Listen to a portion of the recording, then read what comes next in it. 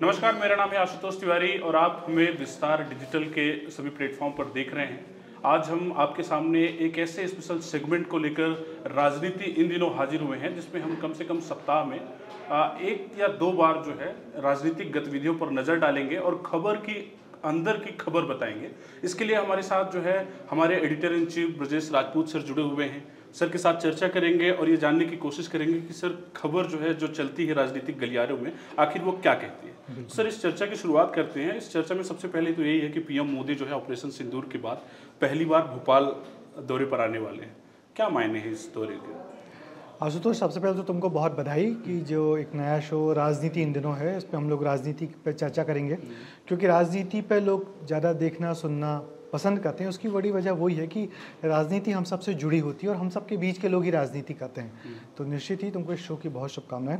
और जहाँ तक तुम्हारा सवाल है कि मोदी जी का जो भोपाल में 31 तारीख को दौरा है, उसके मायने क्या है। जैसे ही ऑपरेशन सिंदूर खत्म होने के बाद प्रधानमंत्री नरेंद्र मोदी तकरीबन ज़्यादा से ज़्यादा राज्यों में जाने की कोशिश कर रहे हैं। जैसे अभी पिछले 4 दिन तक वो गुजरात में थे। गुजरात में जाने की वजह ये रही कि उनको प्रधानमंत्री बने हुए जो 11 साल हुए, तो उसकी शुरुआत उसी दिन से हुई जब वो गुजरात में, तो गुजरात की जनता का आभार जताने गए थे। मगर आज कैबिनेट मीटिंग थी और फिर वो अब निकल पड़े हैं। फिर जाएंगे बिहार, जाएंगे असम, जाएंगे और उसके बाद उत्तर प्रदेश होते हुए मध्य प्रदेश आएंगे। मध्य प्रदेश में सरकार एक बहुत नए तरीके का एक प्रोग्राम शुरू कर रही है। वो है देवी अहिल्या की मध्य प्रदेश सरकार 300वीं जयंती मना रही है। तो उस प्रोग्राम को, चूँकि मोदी जी हैं, तो जो अभी जो महिलाओं के प्रति उनके मन में बहुत कुछ वैसा है कि महिलाओं को सम्मान बढ़ाना है, महिलाओं को आगे बढ़ाना है, महिलाओं को आत्मनिर्भर बनाना है। तो उस अंदाज में जो ऑपरेशन सिंदूर जो नाम रखा गया है, उसके साथ साथ अहिल्या देवी जो मध्य प्रदेश में चूँकि बहुत पुरानी रानी रही हैं होलकर साम्राज्य की, और उन्होंने महिलाओं के लिए बहुत काम किया। तो इन दोनों चीज़ों को यहाँ जोड़ा जा रहा है। प्रदेश भर से तकरीबन 2 लाख महिलाओं को भोपाल में इकट्ठा किया जाएगा और कोशिश ये की जाएगी कि मोदी जी उनको एक नया संदेश दें। इस बहाने ऑपरेशन सिंदूर की बातें भी करें कि किस तरीके से हमारे सेना के शौर्य को सामने आया, तो उसको उस बात को फैलाना। और दूसरी बात कि जिस तरीके से रानी अहिल्या की बातें हैं, उसके महिलाओं को एक नया नैरेटिव सेट करना, एक नया संदेश देना कि वो कैसे आत्मनिर्भर बने और आगे बढ़ें। तो इन दोनों चीज़ों के यहाँ के मिलाया गया है और उसी वजह से भोपाल में प्रोग्राम किया गया है। पहले लोगों ने कहा कि प्रोग्राम भोपाल में क्यों, क्योंकि रानी अहिल्या इंदौर की रहने वाली थी, होलकर घराना वहाँ का था। मगर फिर ये बात हुई कि चूँकि भोपाल मध्य प्रदेश के बीच में स्थित है और यहाँ पे पूरे प्रदेश भर से बड़ी संख्या में महिलाएं आ सकती हैं, तो यहाँ पे जमहूरी मैदान में उनको जोड़ा जाएगा और एक नया संदेश, एक नए तरीके का नैरेटिव सेट करने की मोदी जी कोशिश करेंगे। तो ये पीएम मोदी की जो है भोपाल दौरे की बात रही।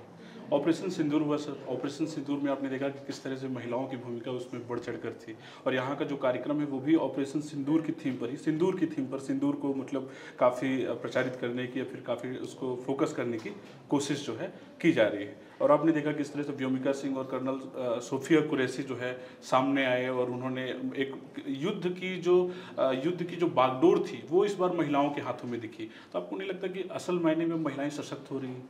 निश्चित ही ये हमको समझना होगा कि जब भी बीजेपी कुछ करती है तो उसके पीछे बहुत सारे नैरेटिव्स होते हैं, बहुत सारे मैसेजिंग होती है। तो आमतौर पे हम लोगों ने देखा है पहले की जो ऐसे सेना के जो ऑपरेशंस होते थे उसके नाम बड़े मर्दानगी वाले होते थे, ऑपरेशन पराक्रम, ऑपरेशन शौर्य, ऑपरेशन विजय। मगर इस दफ़ा ये जो नाम सामने आया ऑपरेशन सिंदूर, लोगों ने पहले इससे बड़ा बहुत सवाल उठाए कि ये क्या नाम है। मगर मोदी जी ने अपने नैरेटिव से धीरे धीरे साबित किया कि जिन आतंकवादियों ने हमारी महिलाओं का सिंदूर उजाड़ा है, क्योंकि इस बार पहली दफ़ा ऐसी ब्रूटलिटी और ऐसी टेररिज्म गतिविधि हुई कि आमतौर पे टेररिज्म में क्या अचानक फायरिंग कर दी जाती थी, सब लोग मर जाते थे, जो हम लोगों ने अक्सर देखा है। मगर इस बार महिलाओं को निशाना नहीं हुआ, महिलाओं को छोड़ दिया गया। किस लिए छोड़ा गया? मैसेज देने के लिए, उस आतंक को फैलाने के लिए। यदि सबको एक साथ मार दिया जाता तो आतंक उतना नहीं फैलता, मगर महिलाओं को छोड़ा गया बताने के लिए कि आप तुम जाके फैलाओ, मोदी से कहो ऐसा करो वैसा करो। तो एक नई तरीके के आतंकियों ने रणनीति बनाई थी कि जो आतंक कई दिनों तक जिंदा रहेगा इस बहाने। तो फिर वैसे ही रणनीति हमारी सरकार मोदी जी ने बनाई। उन्होंने कहा कि तुमने हमारी महिलाओं का सिंदूर उजाड़ा है तो हम भी तुमको जिंदा नहीं छोड़ेंगे। तो उस ऑपरेशन का नाम ही पूरा ऑपरेशन सिंदूर रखा गया। तो उस ऑपरेशन सिंदूर का जो नैरेटिव है उसको लगातार मोदी जी बार बार बोल रहे हैं कि हमने सिर्फ 22 मिनट में उनके 9 ठिकाने नष्ट कर दिए, वो लोग जहाँ से आतंकवादी आए थे।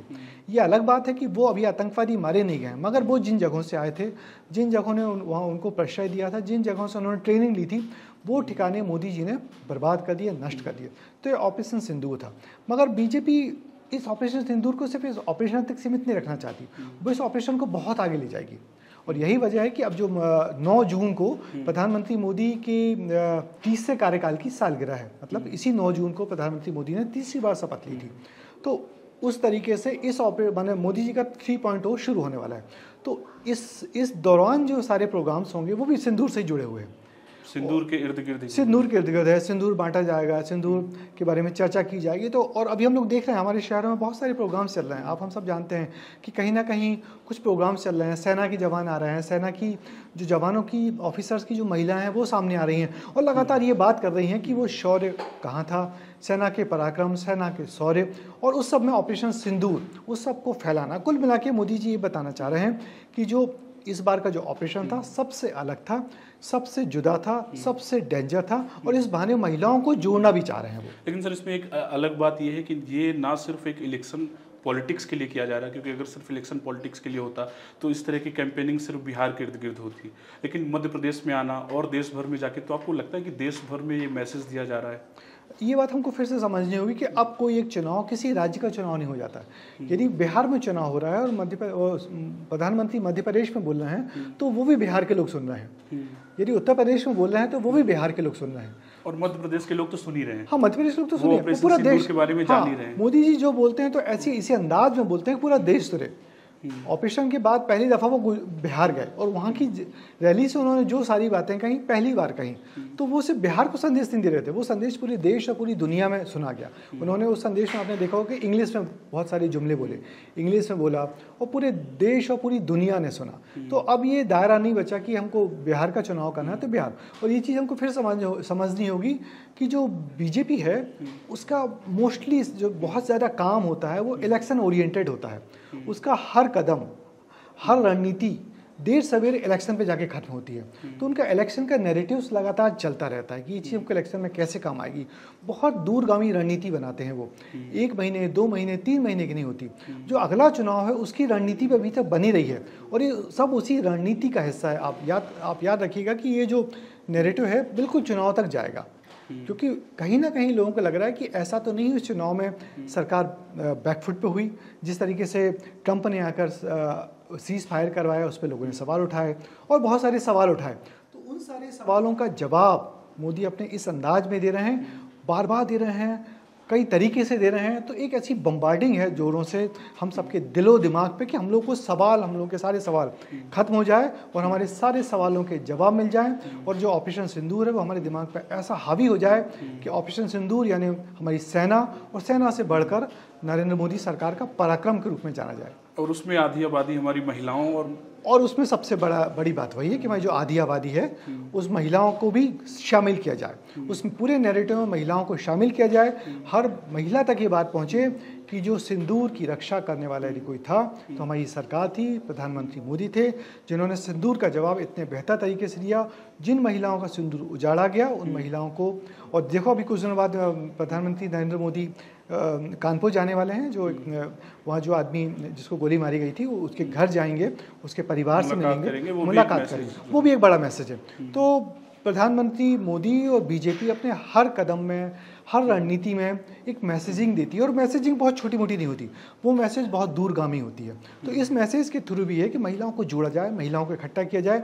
और मध्य प्रदेश में तो गजब प्रयोग हो रहा है कि ऑपरेशन सिंदूर की बात भी की जाएगी और रानी अहिल्या की बात भी की जाएगी, जोड़ के मतलब एक महिला सशक्तिकरण। हाँ, महिला सशक्तिकरण से भी और आगे बढ़ के कि महिलाओं का सम्मान, ऑपरेशन सिंदूर यानी महिलाओं का सम्मान, महिलाओं का आत्मसम्मान, महिलाओं का बदला, है ना। और दूसरी तरफ महिलाओं को आत्मनिर्भर बनाना, महिलाओं को बताना कि आपकी समाज से महिलाओं से एक रानी ऐसी हो सकती है जिसने कई मिसाल कायम की है। यदि हम रानी अहिल्या पे बात करेंगे तो उन पर भी लंबी बात की जा सकती है कि वो कैसे 300 साल पहले किस तरीके की रानी थी और उन्होंने क्या कुछ किया।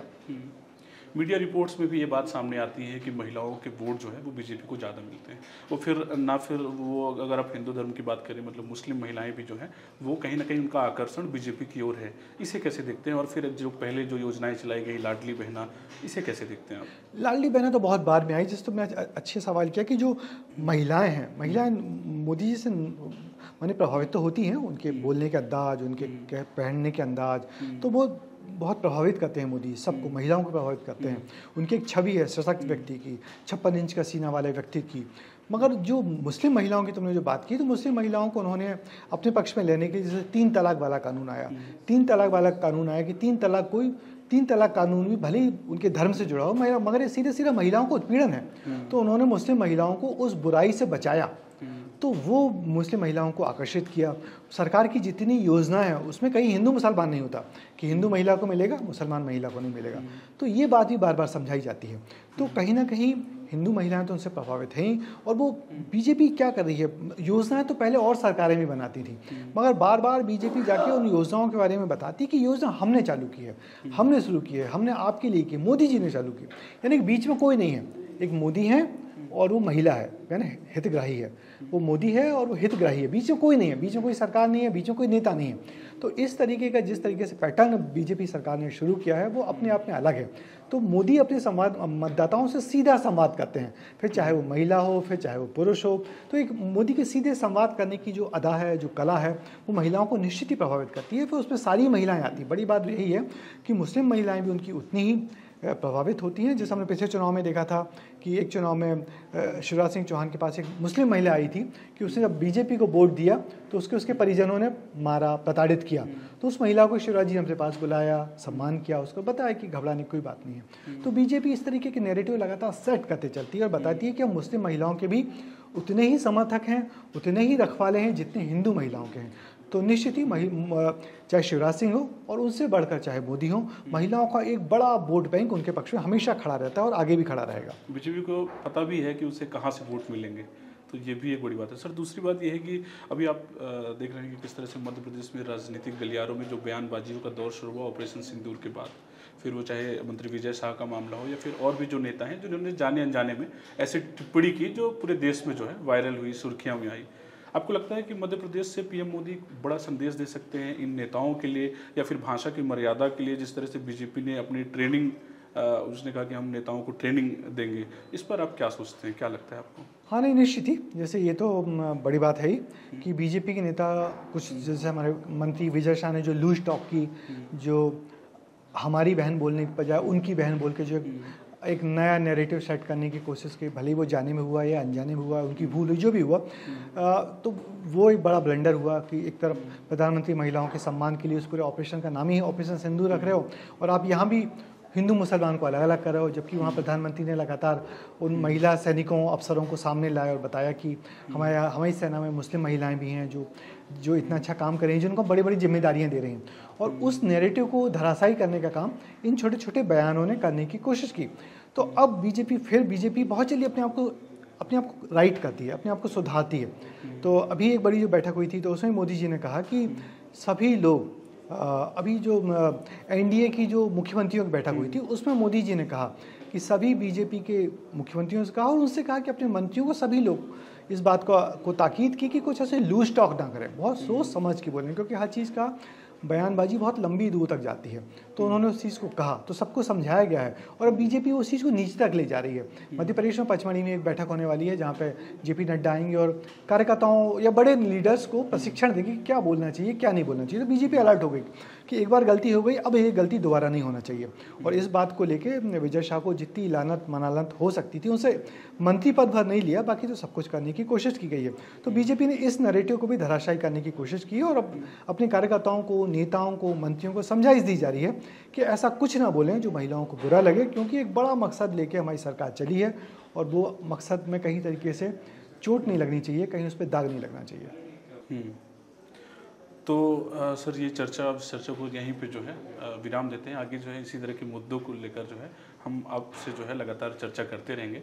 तो ये था हमारा स्पेशल सेगमेंट राजनीति इन दिनों। ऐसे ही हम आपके सामने जो है आएंगे और हम ब्रजेश सर की नज़रों से आपको खबर के अंदर की खबर बताने की कोशिश करेंगे। आप देखते रहिए विस्तार न्यूज़। धन्यवाद।